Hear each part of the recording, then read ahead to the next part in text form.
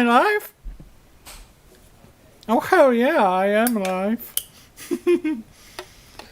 Hello there, kitties. It's Keri. Live stream time again.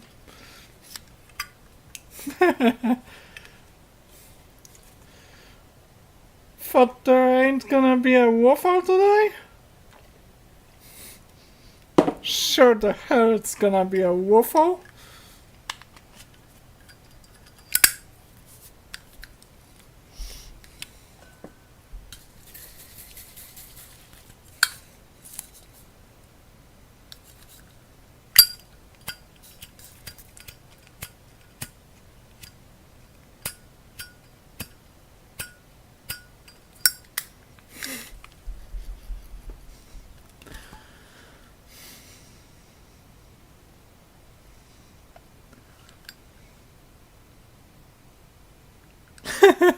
Pinch yourself to check if you're live. Dave Jones style. Come on, Zippo, for crying out loud. Oh yeah. That was a little bit too effective for a waffle.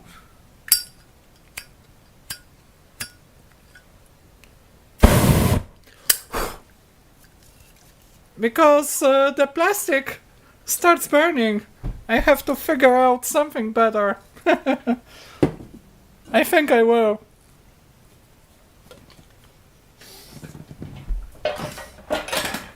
So yeah, that would be for the Keritech Electronics Super Waffle.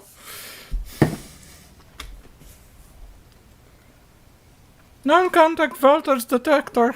Okay.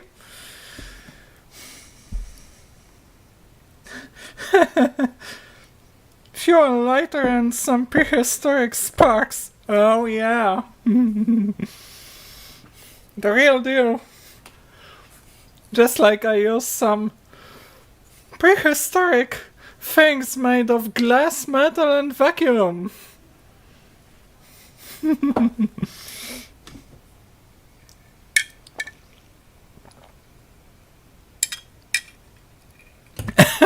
Yeah, Chipmunk, I can see you, so I guess you're alive. I was thinking that Fran was gonna stream today, but no dice. I guess she doesn't feel like it. Still, like she got COVID, but I did my live stream because I finally decided to gather some strength and go live. A week ago I didn't because I was still tired after the Pride this year, and the Pride it was so fucking hot at Pride. I didn't really feel too much energy afterwards, and I also had an autistic meltdown when I was there because an ambulance passed right next to me on signals. All those sirens blaring and also the crowd, it gave me an instant meltdown and I had to be evacuated. I recovered and went all the way to the end and stayed some time after the Pride ended. So I think it was successful, and I also met some friends. It was fun, despite the meltdown, it was fun. And as for other queer issues, today I had a fucking transphobe on my channel. Of course, that transphobe probably didn't know better than not to engage with any offensive comments because I banned him right away. And also posted a warning. So, if anyone wants to pull that kind of shenanigans on my channel or anywhere I have active moderation superpowers, you better not try it or you will regret it. That piece of shit got banned.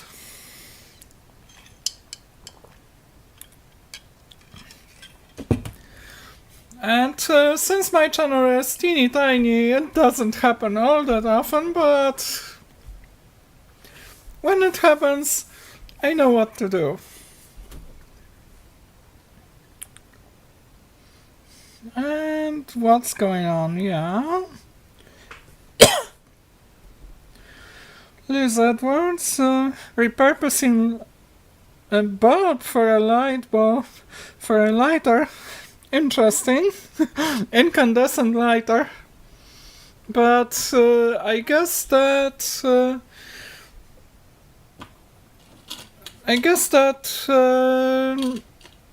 it won't hold up incandescence in air. If it was a neutral gas or if it was vacuum, it could stay incandescent, but anything else, that would just get blown. Unless I use some really thick resistive wire. Are you having tea? No, it's water with raspberry syrup.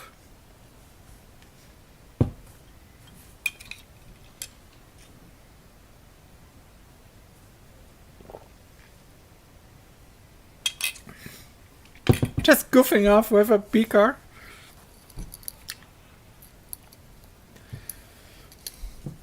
And this, I think I will modify just a little bit. I have a certain idea.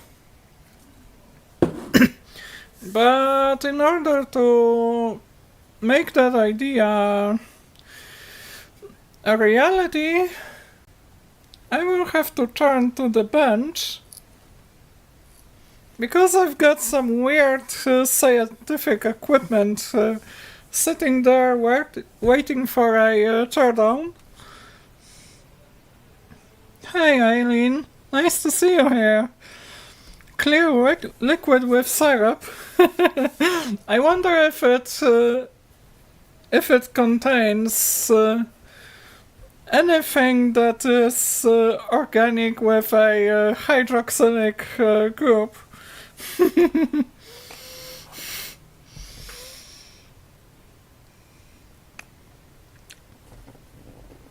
Hey Vampy, hey Chipmunk, and yeah, was there anything else I wanted to share? I made 2 videos this week. The first one was not all that successful.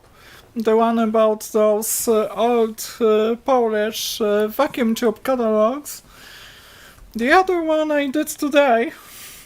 Just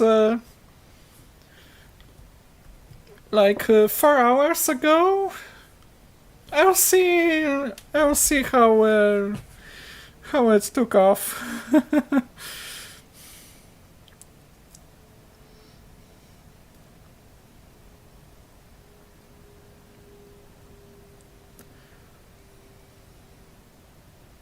66 views in 4 hours. Not too shabby.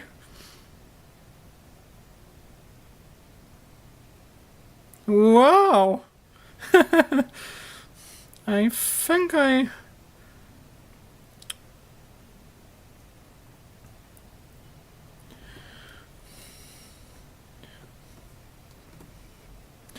I think I will have to show that to you.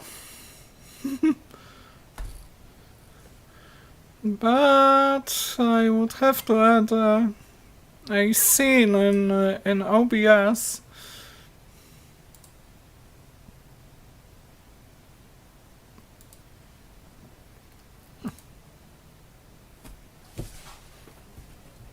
Now, of course, get that keyboard.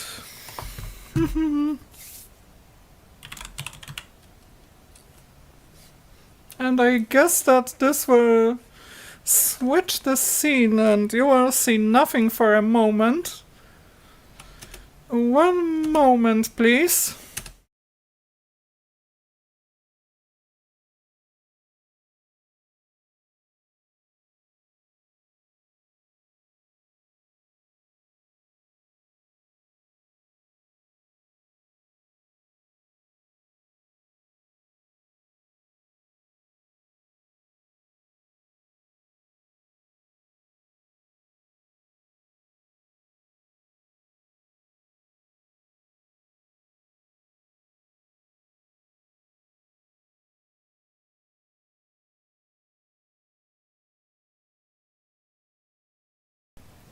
Okay, I guess that audio should be coming through.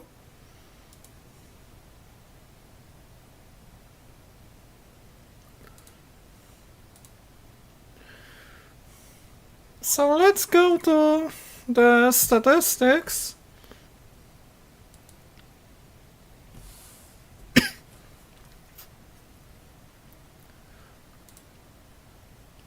And this would be the divergence meter video.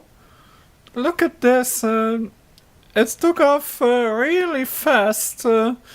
Probably because I also posted it in Facebook on Vintage Electronics test equipment group. Haven't posted it on EV blog, but this is very unusual. A very steep change in views. No subscribers yet, but here you can see the typical ranges, and this is a pretty fast start.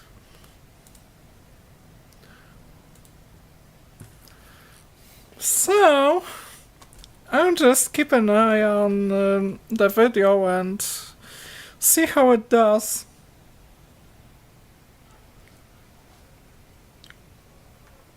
Ten ohms quarter watt resistors with 12 volts across them will work well. Okay, noted. But I guess that this is a one-time fusible resistor. It freezes around -30. Yeah. Hey Weezerbox, nice to see you here. Long time no see. Hey Zbigniew. And I'll go over to the bench really soon.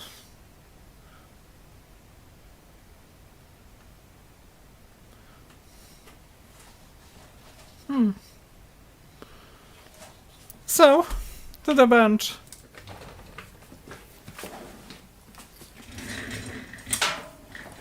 So I've got this weird scientific equipment I got from my friend at the medical university.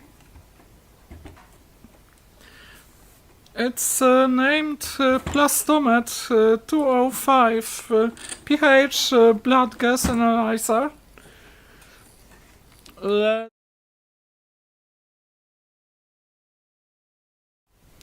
Let's zoom on in, see what this contains. There's a display, a slide covering the 6 calibration potentiometers. And then a lever and 2 buttons. That's not all. There's also a knob on the right side. There's a cover. It's detachable. Let's zoom out. And there are also two acrylic blocks.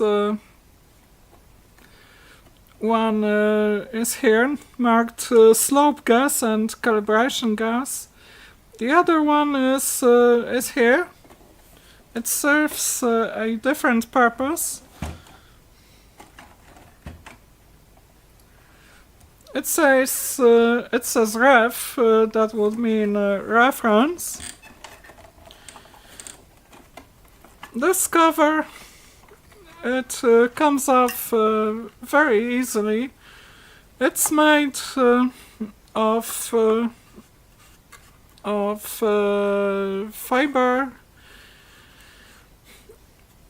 fiber resin, same material as used, for example, for canoes, boats, that kind of stuff. It can be very easily shaped. It has two magnets on both sides, and that's how it keeps in touch with the rest. The back side, it's pretty heavy. The back side has the PO2 range switch, the fuse sockets, mains switch and mains cable, and also some ports for calibration and slope gas, and the pump output. You'll see the pump because it's pretty interesting. I already took a look at how it looks inside. And now let's reverse engineer this thing. Even if just a teeny tiny bit. I will take off the cover. Have to pull out this handle.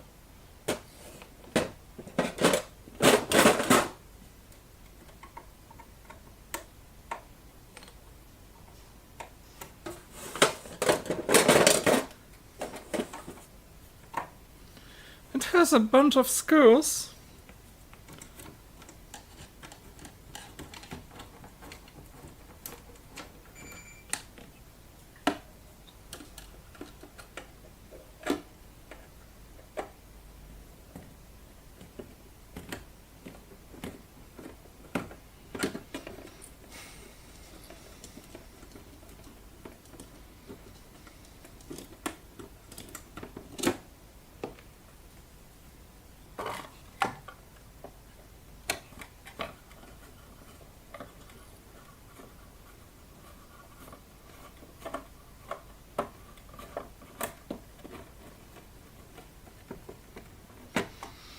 Yeah, can't take off the cover yet because I have to unscrew this knob.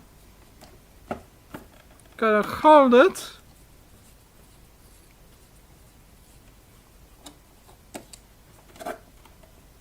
It's off. And now the cover comes off pretty nicely. There's the clear red piece of acrylic.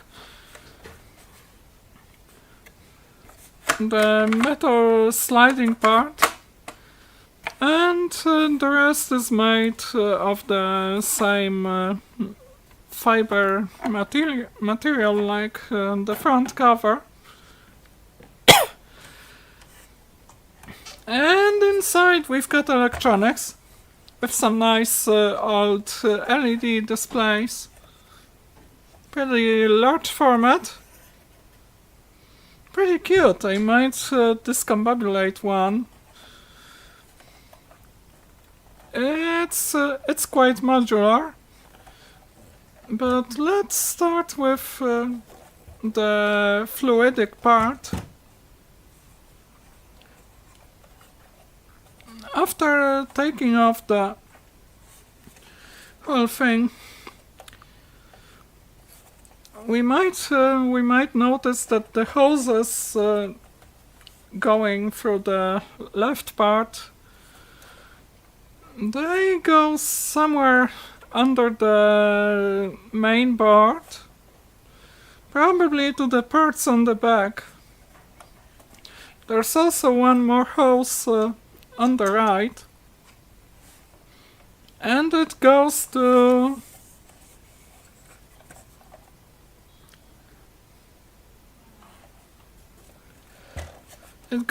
here. And look at this, and this is in fact a peristaltic pump. This is the lever controls the release and engagement of the pump. I will try to put some fire to the wire and see if I can run the pump. So don't you know, pump it up. You've got to pump it up.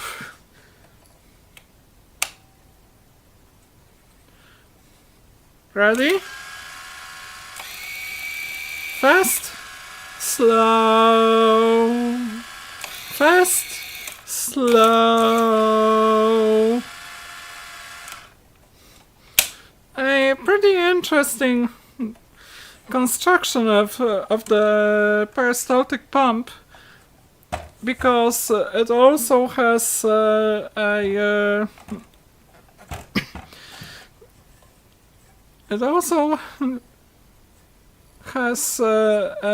RPM reductor. Wonder if I can take it out altogether without having to discombobulate the whole device.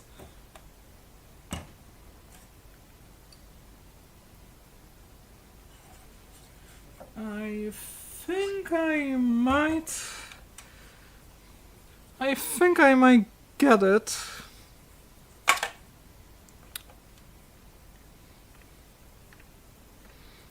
The whole pump assembly, I might be right on to taking it out.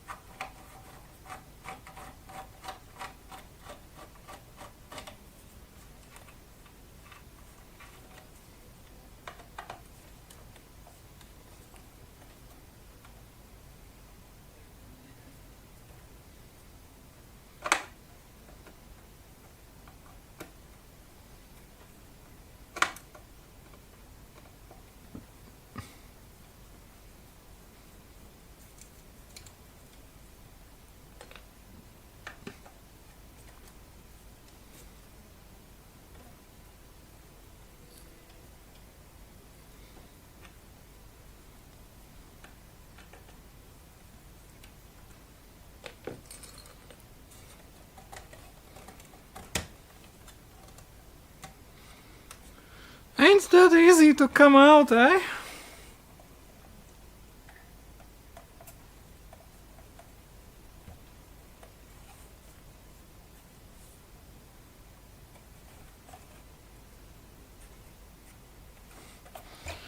Maybe I should start with some other part, like analyzing the gas flow.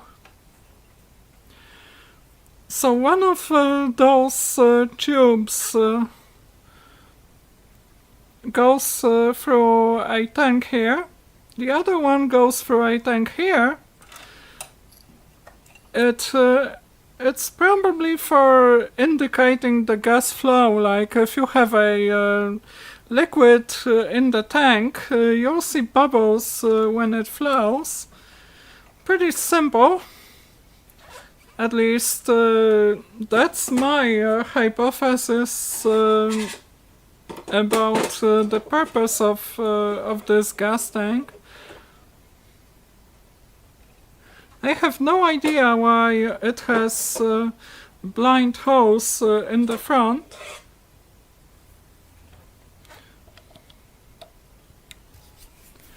I'll try to dismantle this.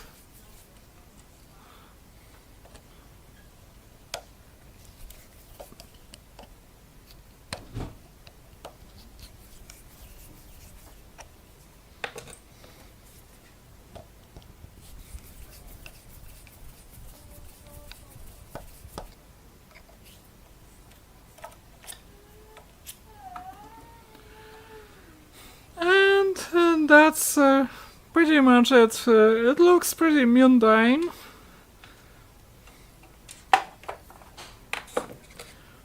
And the reference, let's look at the reference, because it seems that it has a gas input port, or a liquid input port, with a connection for some sensor.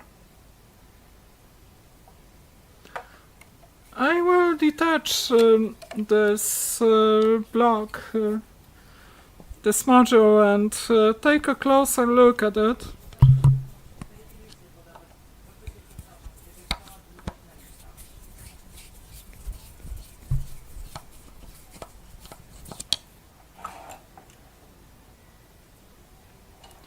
There's a teeny tiny hole. I don't know if you can see it here, but it's smaller than a millimeter. Right in the middle between those two pegs, slightly off to the bottom. And I guess that this would be the input port. And my wild guess is that this would also go through some internal channels and out this piece of metal tube.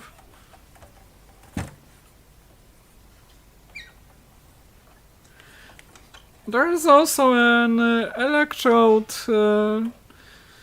marked pH on the side, and there was a PO2 electrode, but it was removed. So the device, as I got it, it was incomplete. The pH electrode was made by Corning, Western stuff. I'm not sure if it's of any use, because what I know about pH meter probes is that they have to be immersed in liquid. If they go dry, they will be useless.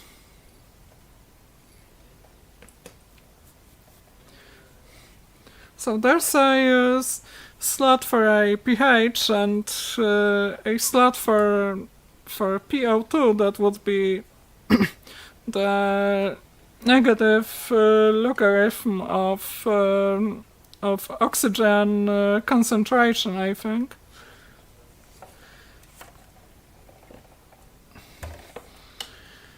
And take a look at the other side. There is a PCO2 probe, so that would be the negative logarithm of carbon dioxide concentration. a slightly different build made by HTL High-Tech Lab PCO2 electrode.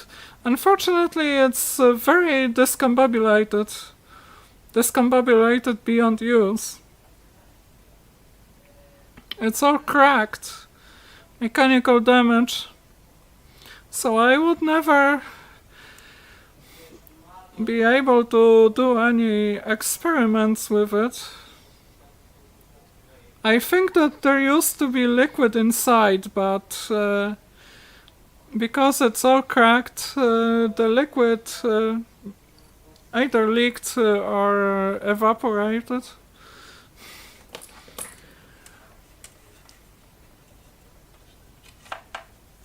And I'll try to remove the block.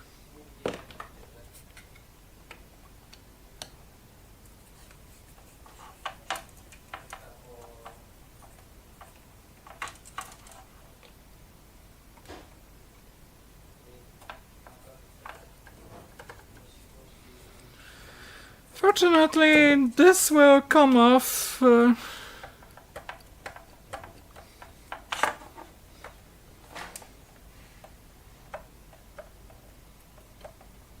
I hope it will come off pretty nicely, but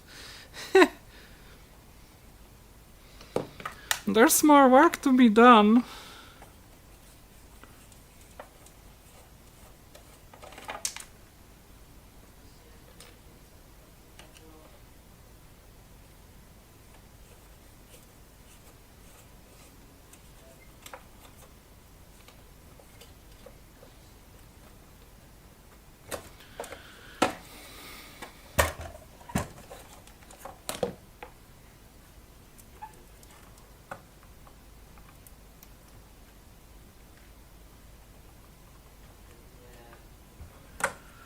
Then I guess that I will have to take it apart module by module. I can remove the board with potentiometers. Pretty nicely designed by Zakład Elektroniki Górniczej. Mining Electronics Works. I have a vacuum tube voltmeter from that very company.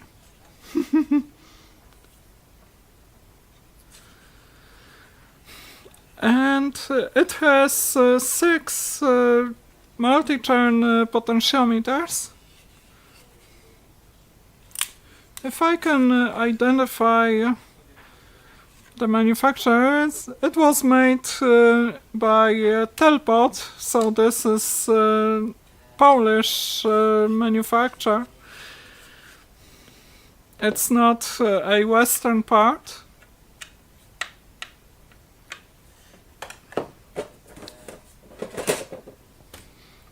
So if I take this printed circuit board out of the module, what secrets does it hide?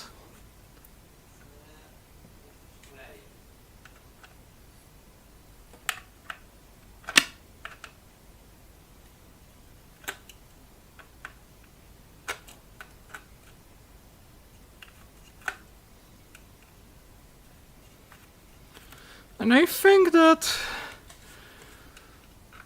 after I take this sub-assembly apart, it will be time to read the chat, because I think I got behind quite a lot. Bob Darlington is my mod. And I guess if he's here, he'll keep the close watch.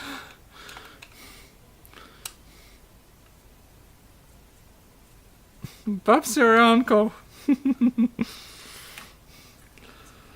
So, this looks pretty nice. We've got 3 reed relays, 3 helipods, the Helitrim precise multi-turn trim pods. TL065 made in England, the Texas Instruments English manufacturer TL065 op-amps. Thing of beauty, ain't it? And the mediocre Polish-made 741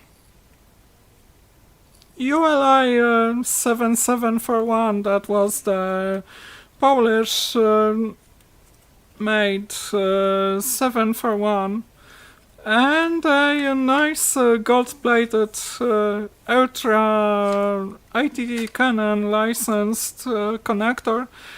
Those connectors, I think that I will recover them and give them to my friends who do vintage computing stuff, because those parts are pretty much sought after.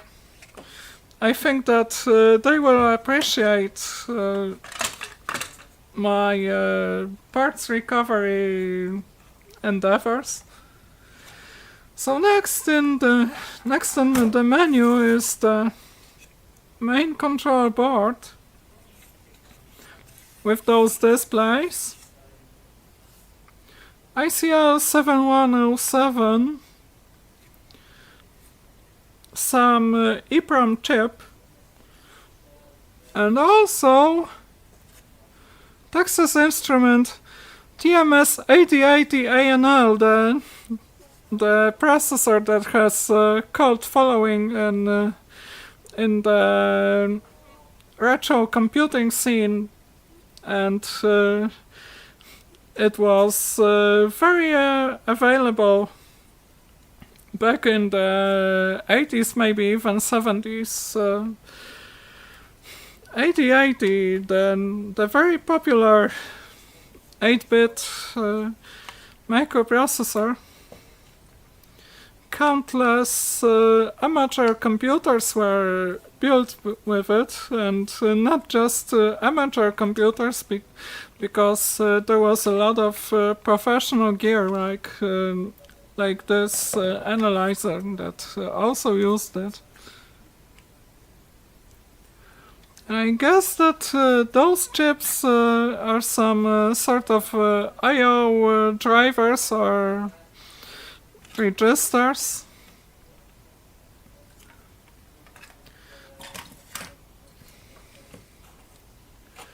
And now back to the main board.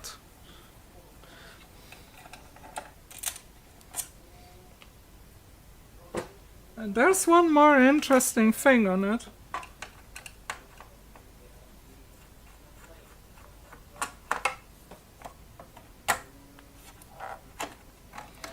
There's also a DIP16 plug and socket. Pretty interesting. I still can't remove the board, so I will remove it piece by piece. So what's under this daughterboard? Pencil! Look at this! If I only could give you a better view on this thing.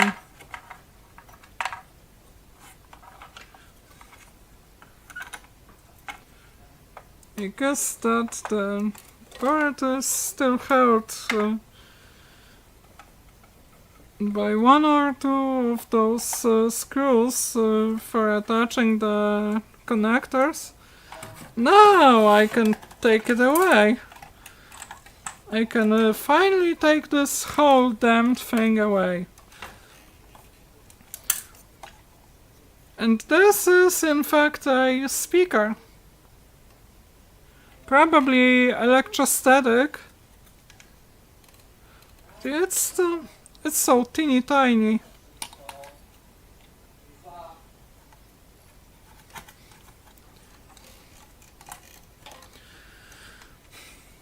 There's the ground connection.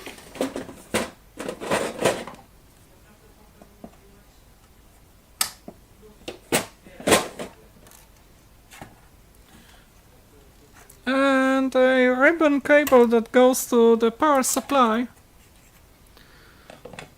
And this aluminum block, it's pretty heavy. It has BDP285 and BDP286 transistors on it. I guess that those transistors were used either as temperature sensors or heating devices, but then I'm not sure what this part is.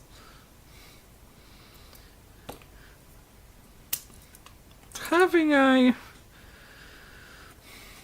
a soul of a scientist, I will soon inquire.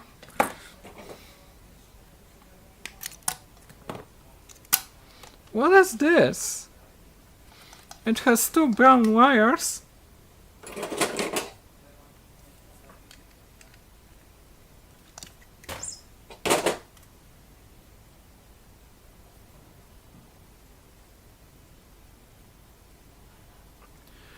So it doesn't have any opening. I guess that this might be a temperature sensor, like a diode or thermistor.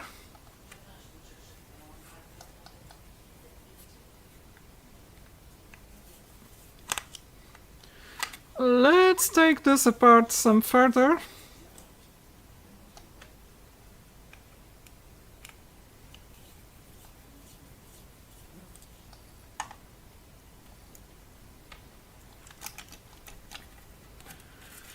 So now the electronics should be pretty much freed from the rest. Oh, there's more transistors on the bottom part.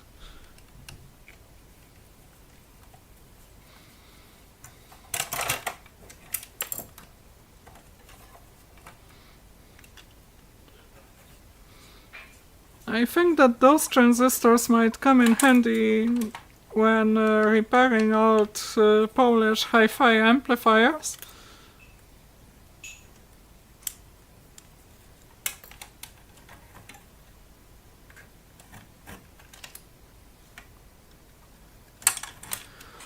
So this would be the aluminum block.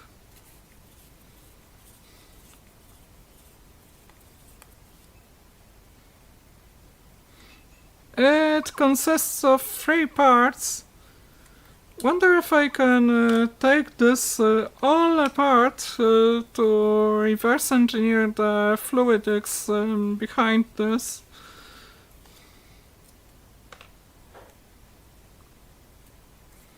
And there's also a pretty special standoffs hiding inside this. Those were somewhat common back in the day.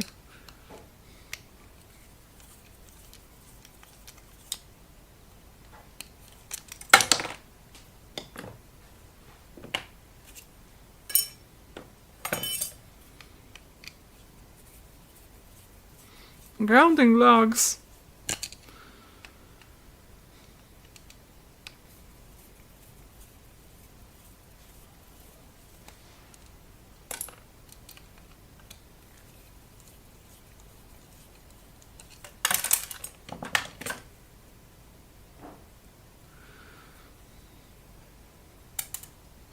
Oh, and those holes, they are ports for the screws that go pretty deep inside, and that's how I can take this apart.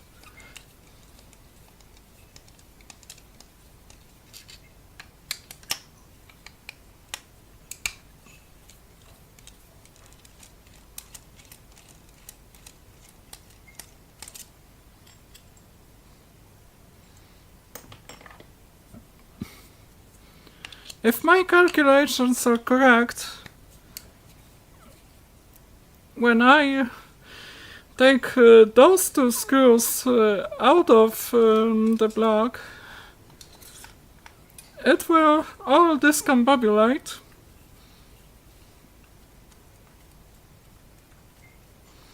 is starting to discombobulate.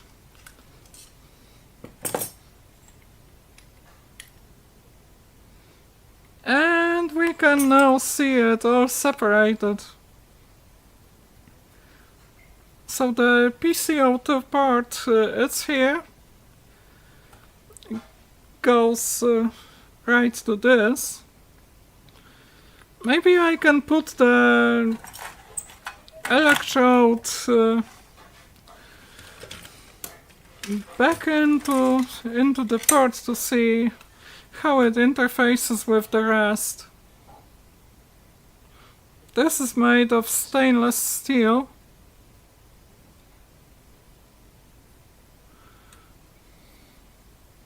The electrode interfaces with this countersink.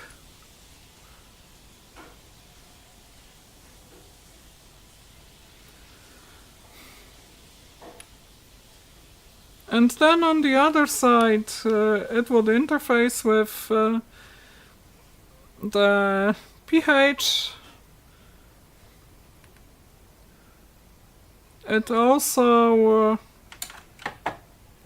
is connected with this teeny tiny hole on the front side. So this is actually a very small chamber, a fraction of a milliliter, and there's a teeny tiny channel going to this part, to the PO2 sensor, and then there's another channel, also a fraction of a millimeter, going out. So that's just a channel connecting the probes, but it's pretty well made. Those aluminum blocks, they were machined, of course.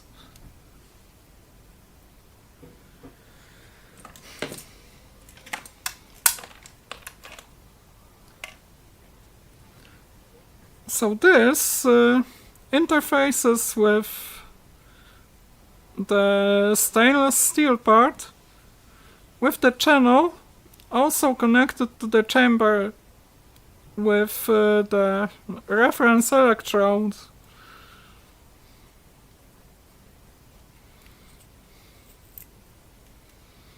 Which is in a state of total discombobulation. Probably has been like this for a long time.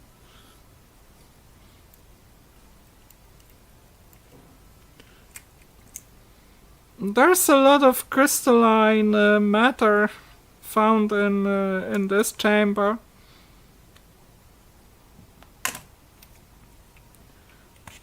And if I discombobulate this, it looks like an input port for some tubing. I should be able to get this silicon piece out of... should be able to get it out, but...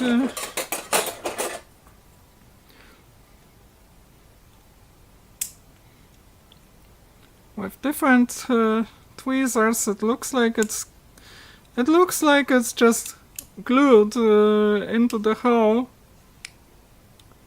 It's just a straight piece of tube, but there's something remarkable to it.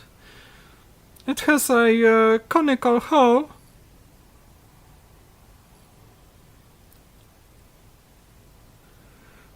That ends in that teeny tiny channel, less than a millimeter in diameter.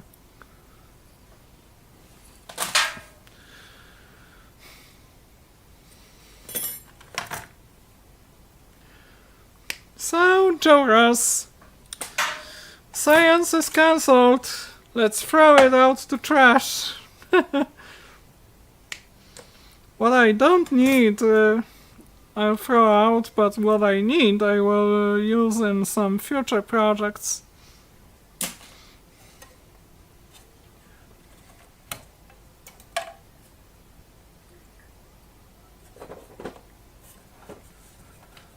Oh, by the way, I was going to show you the peristaltic pump.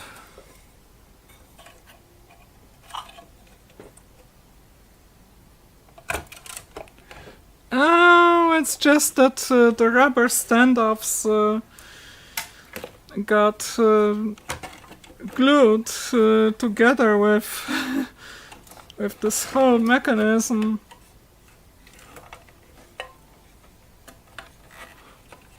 I think I have to undo the hoses first.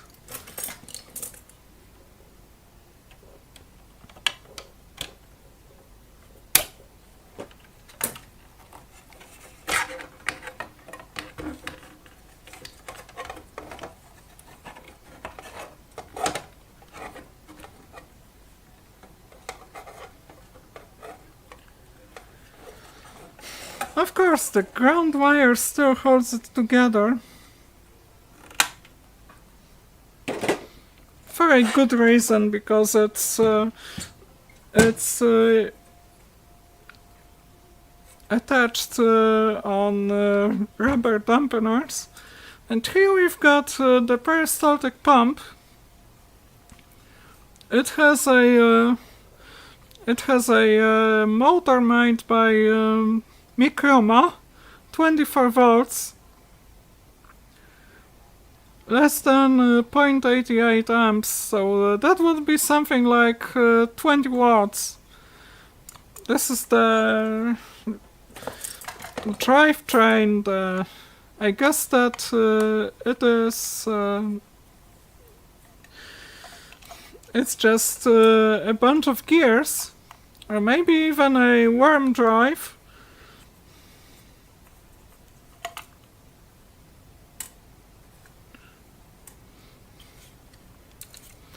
We're gonna fuck around and find out.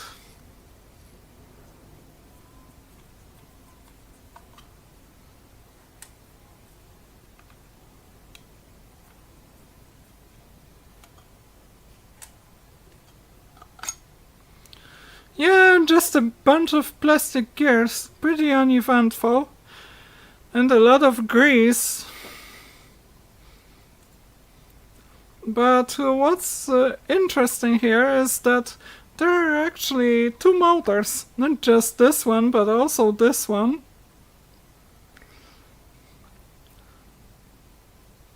And either this, one of them is a motor and the other one is a taco generator, or one of them is for the slow and the other one is for fast revolutions.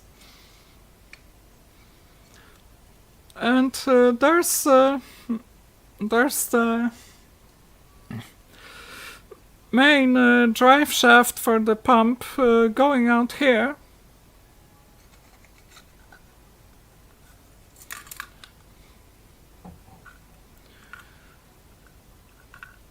And there are 4 rollers on this assembly. When it's engaged, the tube is dragged against those rollers. It's not pinched on the other side.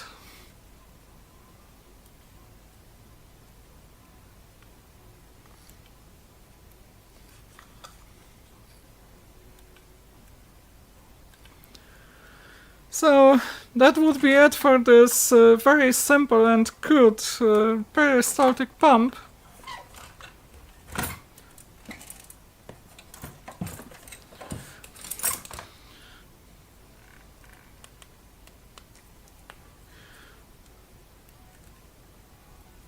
Time to take this block apart.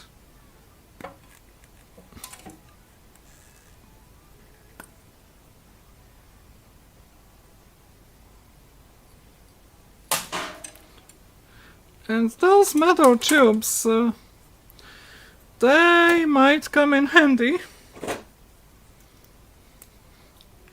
Especially if I've been going on for an hour.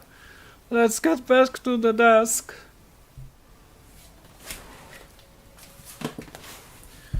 And it's almost half past midnight here. What I'm gonna do, it's gonna be enhanced Super Woofler 2000.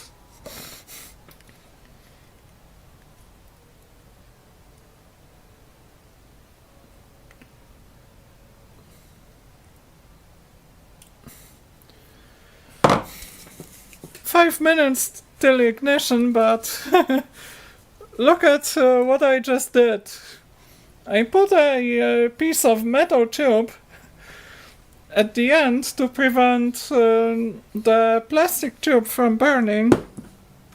I wonder how this is gonna be, how effective this is gonna be.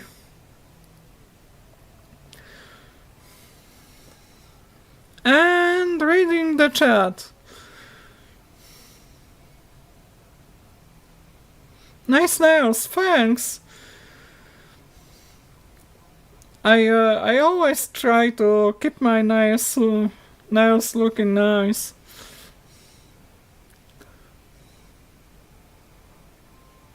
Always too happy fixing the things. Nice. Came to see my workbench. Oh yeah, the new and improved workbench with ESD protective mat. That was quite a change.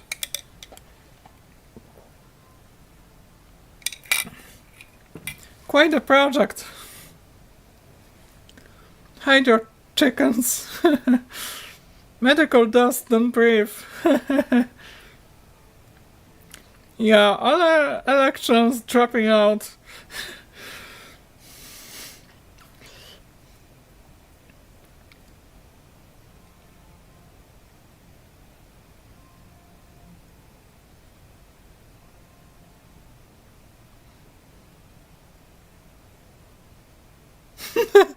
Have I been in your toolbag, Chipmunk? Yeah, I like Viha tools. Dave Jones also does. They are good quality tools, and I like how they feel in my hands. Pretty ergonomic.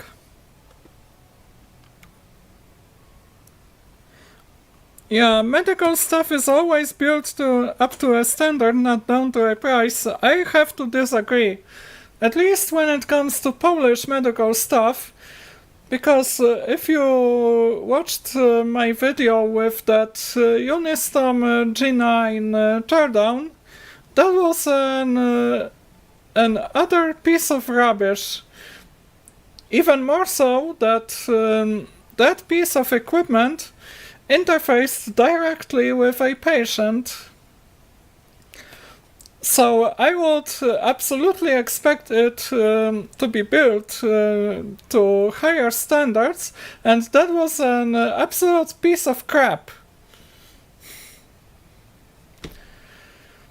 No proper insulation, no double mains transformer, because now with medical apparatuses you usually have double separation on the input, like two mains transformers connected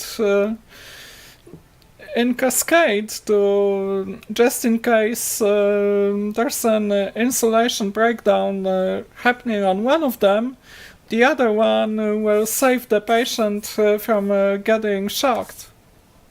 And since that Unistom was an apparatus that was used on wet tissue in patient's mouth, like for testing the gums, that was extremely dangerous. So, not all medical gear was built up to any standards, sadly. I wish there was more medical stuff in the vein of the devices Mike's Electric stuff takes apart, because that's some mighty high-end equipment. What I have here, it's not all that high-end, but this one is decent quality. Plus, it doesn't interface electrically with a patient, so I don't think that it is all that safety critical, but the Unistorm, it was a completely different story. Okay, reading the chat. Vampy is leaving. Good night.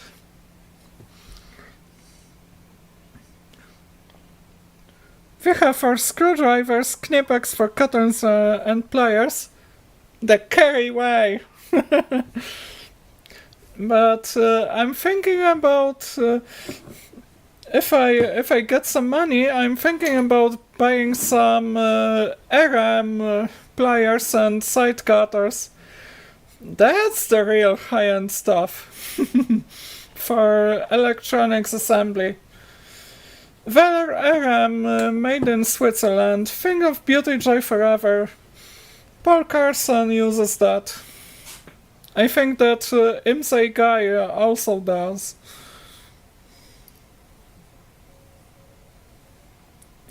Yeah, battery-operated gear at hospitals, it's perfectly viable now, because all that uses low energy. Oh, it's waffle time! Where's my Zippo?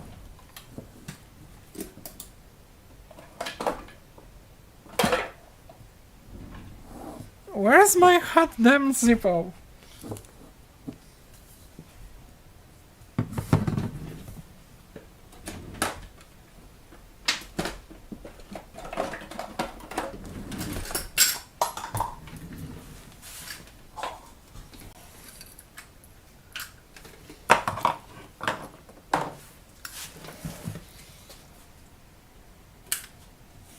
Need some darkness here. And waffle!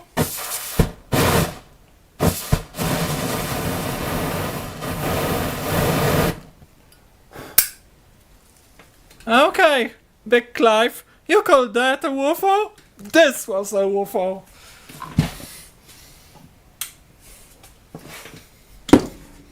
Hell yeah! Should I go do pyrotechnics for Rammstein?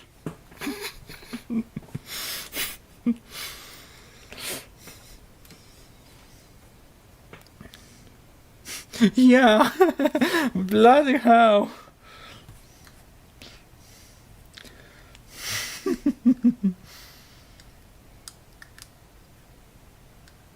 Lindstrom, I never heard about that brand. I left my Zippo on DM.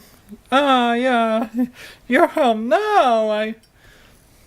I've got my Zippo right here.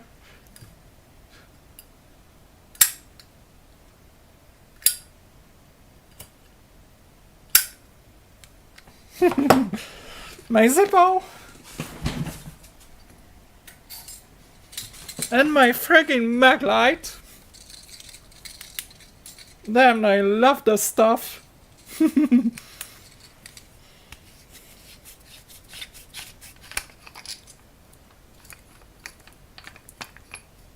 maglite. Retrofitted with an LED bulb. I bought it in 2000s with urban exploration in mind.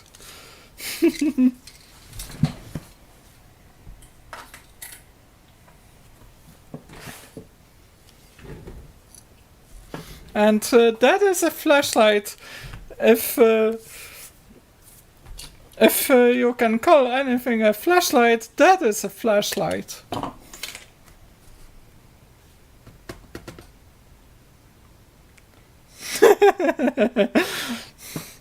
Pretty good at pyrotechnics, Eileen. That's nice to hear. I never thought.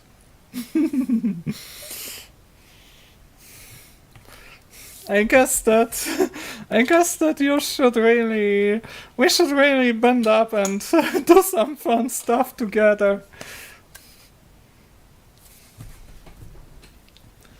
Okay, so I'll get back to the bench and continue taking this analyzer apart.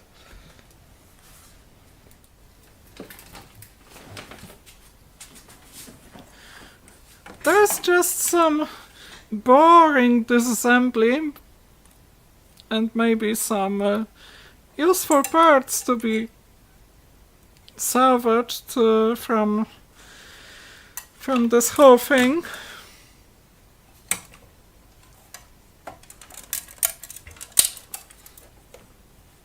I'll try to get the power supply out of here.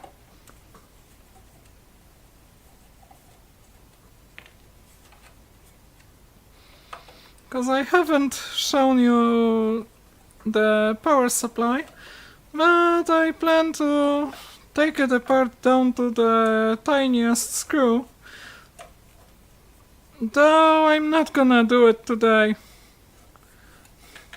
It just takes too much time and doesn't yield any useful knowledge.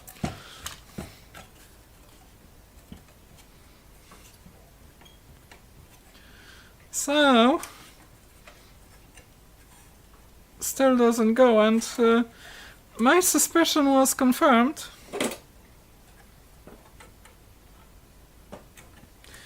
That those two thin tubes go to the parts at the back.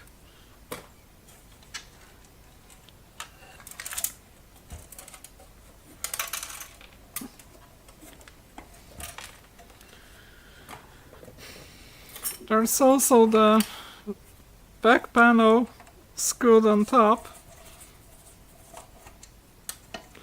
A serial number plate 211/86, so this device is probably as old as me.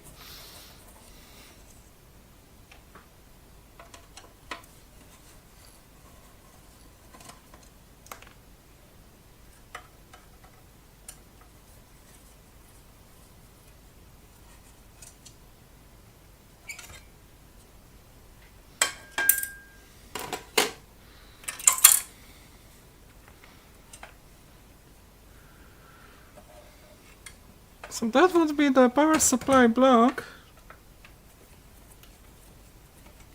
So the ground screw, it also attaches the power supply to the rest.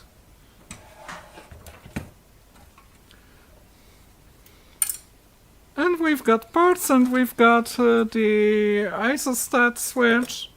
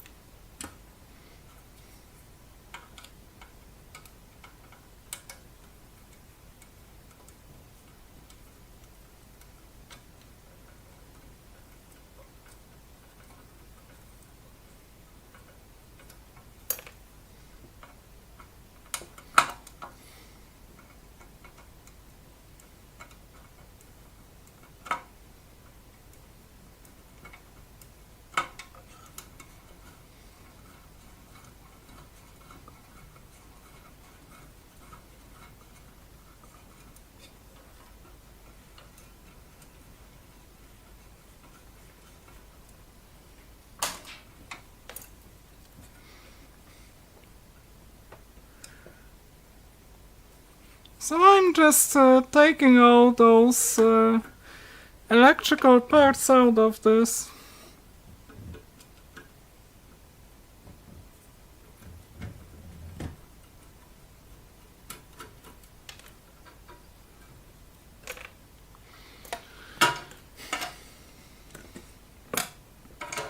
Gotta cut it off to be able to take it out.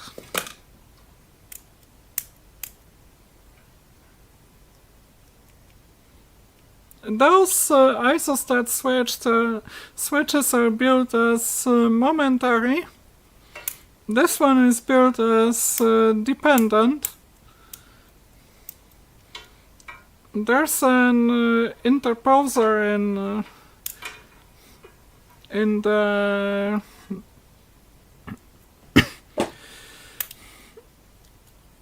there's an interposer here that blocks the other switch blocks. Whenever you press a button, it releases all the others. Curiously enough, you can press several buttons simultaneously.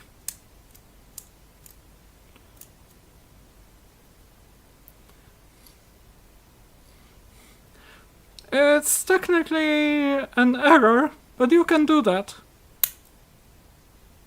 And of course, if you press a few of them,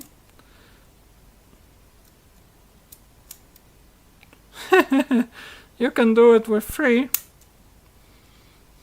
And any other button you press will release them all. So this is the power supply.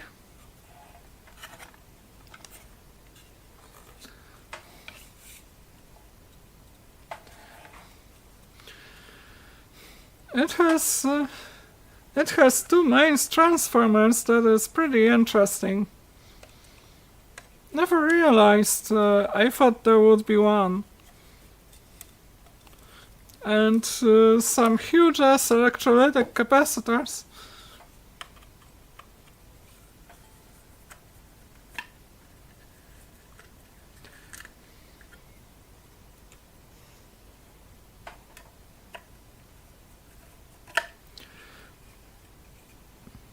It has a good bunch of voltages, plus 15, minus 15, plus 24, minus 24. Maybe something else.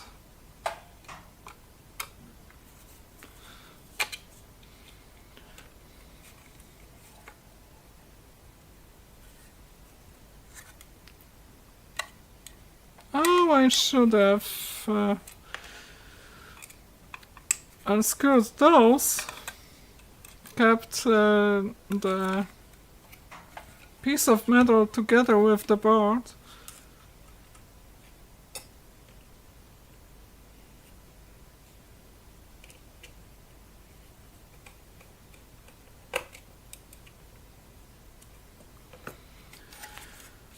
So we've got a double capacitor of the very crappy type. I always replace this double capacitor. It's 2 times 4700 at 40 volts. It's very common in Polish hi-fi amplifiers from 1980s. I always give those caps a boot, because they get dry very fast and tend to bulge. This one is not looking good already. This is a 4725 volts. 4725 volts.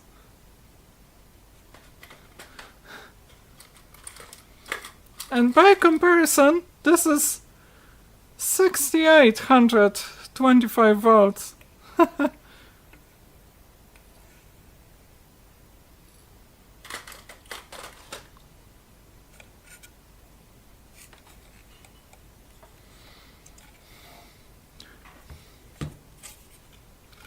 Maybe this is 37,000.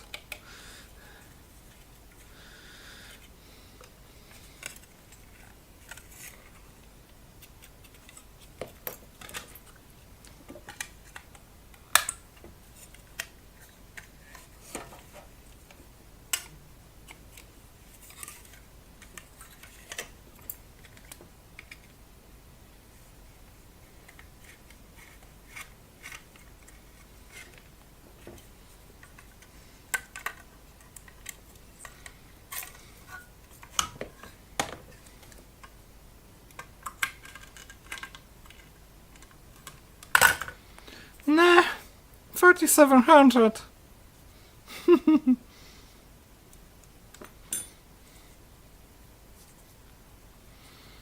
1984, the date's code on the part.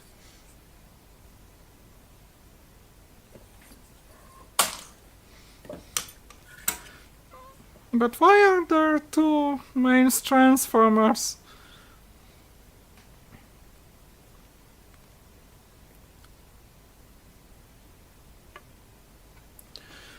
I'll have to check out the parameters on those transformers.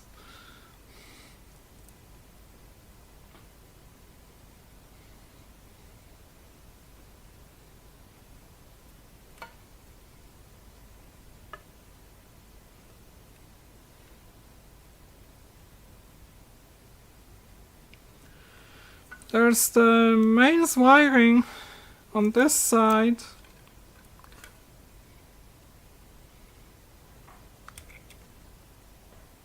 And also a secondary. And a secondary up here.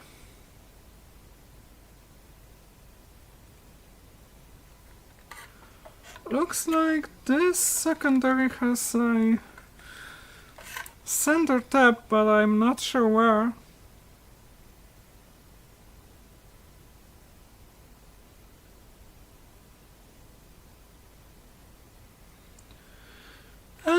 No, it's just a 4-bridge rectifier.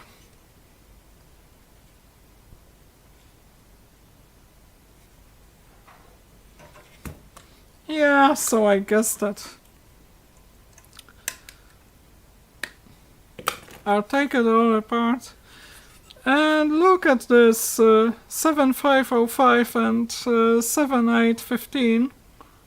7915 also. They used linear regulators and a piece of aluminum sheet metal as a heatsink for them. So I'll just take this apart.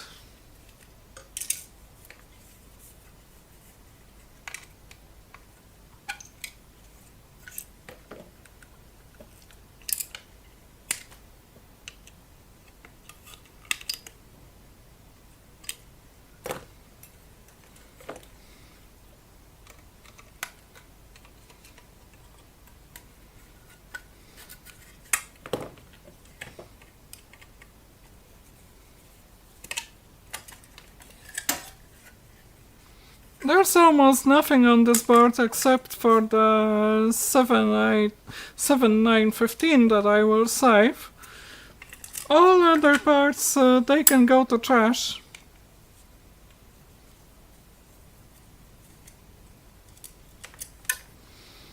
The regulators I will also salvage.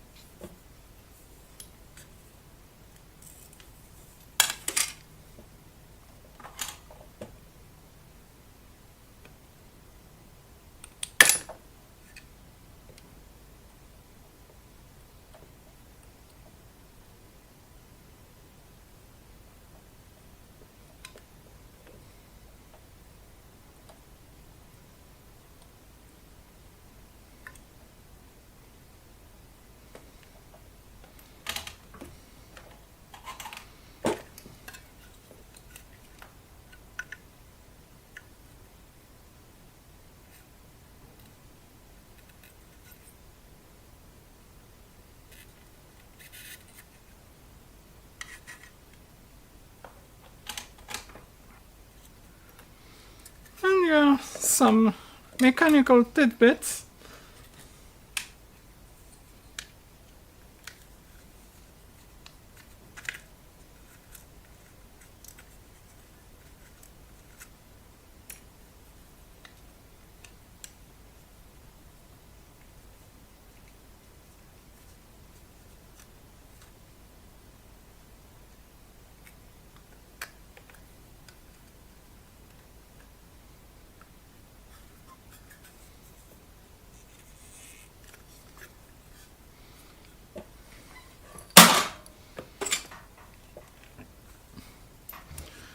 And I will take care of this later.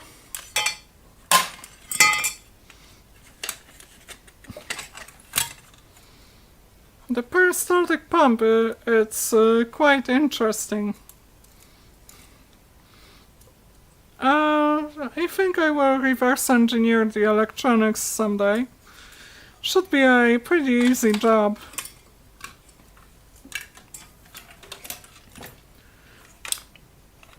I also recover those connectors.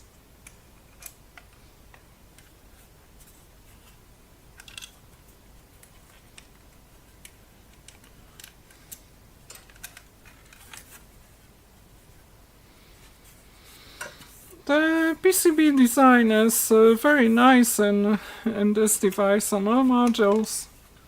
This one is one-sided, but most of them are two-sided.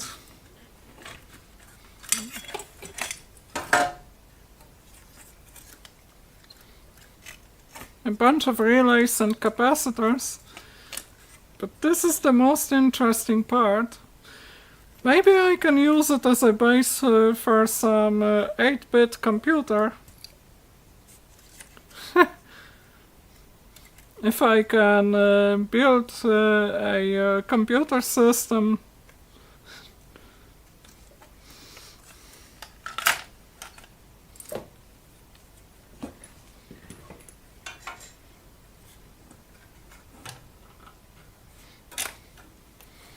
And there's a lot of aluminum left over. Guess that I'm gonna scrap this because can't find a good use for that.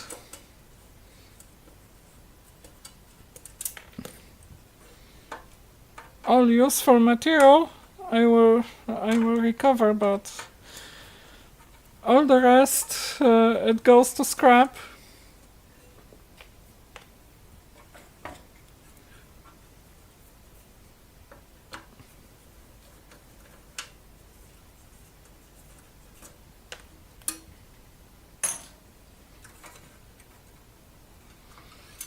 But yeah, that's not all that interesting now.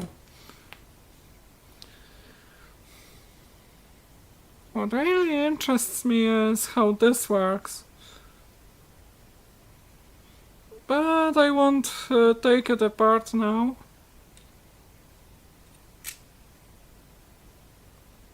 This, it's also made of aluminum.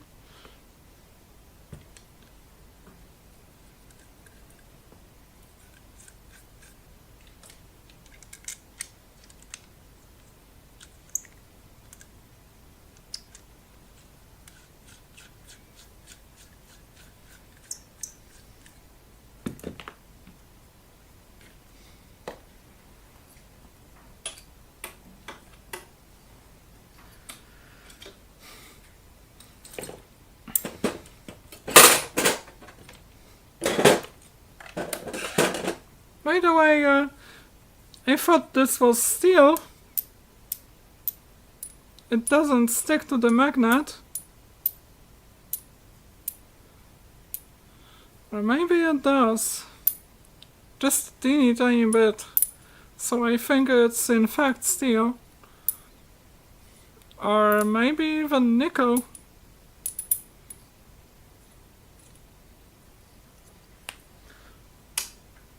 It sticks to the magnet very weakly, even though I'm using a neodymium magnet.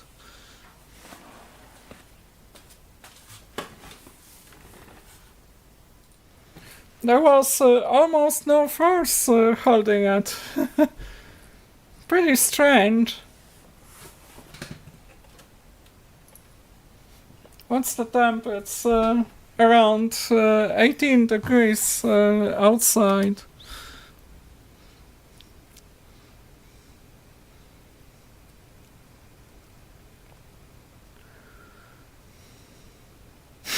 Recycling vodka bottles. Yeah. For viewers at this point, I think that I will call it an evening. 1.5 hours in. Mission accomplished. I took it apart. We learned what's inside. In the name of science.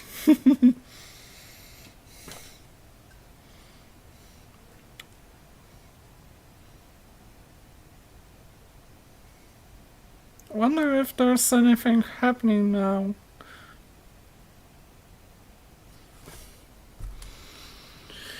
Yeah, that transphobe.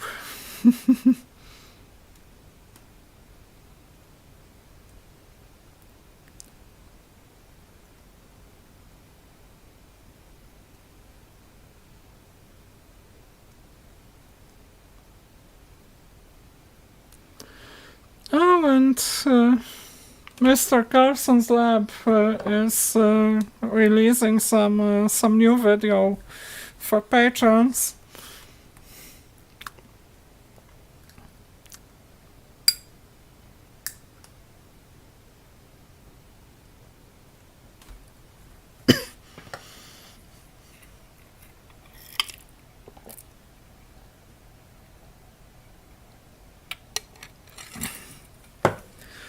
And of course the thing that made big news this weekend, Boeing's Starliner getting scrapped both yesterday and today because some electronic control systems failed and they need to investigate it. They didn't manage to take care of that. Better scrap than rot because it's a crude mission. Extra safety, extra precautions have to be taken. So let them take their time. Let them take their time as much as they need. Even if it means missing a few more launch windows, it's all for the better. Let's make sure that it's damn good before launching.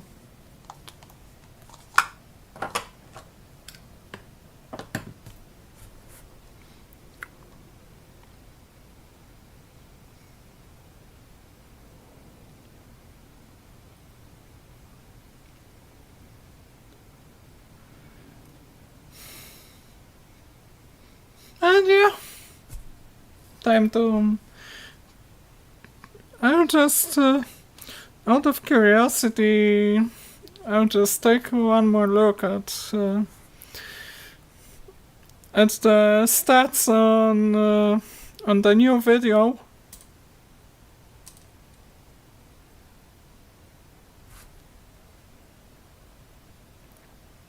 First 2 hours, 14 minutes.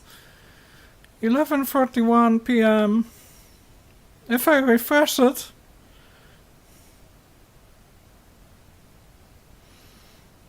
it rolls off. That's for the steep increase. Steep increase and the roll off. 77 views after 3.5 hours. Not too shabby, but I really expect better. I'll see what happens after the night.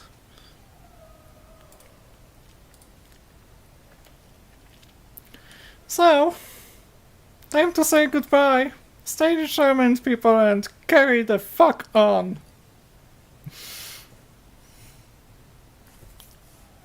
Awkward moment.